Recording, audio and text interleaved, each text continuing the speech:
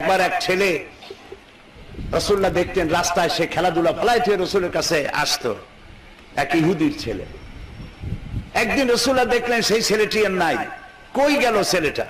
তিনি খুঁজতে খুঁজতে খবর নিলেন, জানতে পারলেন ছেলেটা অসুস্থ। তারপরে সেই ছেলের বাড়ির খোঁজ নিয়ে তার বাড়িতে গেলেন। ছেলে জ্বরে বেহুশ। রাসূলুল্লাহ কাছে গিয়ে বসলেন, তার মাথায় হাত বুলালেন, তার জ্বর ভালো হয়ে গেল। বাচ্চাটি চোখ খুলে তাকায় দেখে বিশ্বনবী তার কাছে বসা। সুবহানাল্লাহ। তিনি এক বাচ্চাকে বললেন, বাচ্চা তোমার সাথে যে একটা লাল পাখি থাকতো সে পাখিটা কই? বাচ্চা কেঁদে ফেললো। কয় কি? বিশ্বনবী আমার পাখির খবরও রাখে। সুবহানাল্লাহ। তিনি বাচ্চাদেরকে সালাম দিতেন, মহব্বত করতেন, ভালোবাসতেন।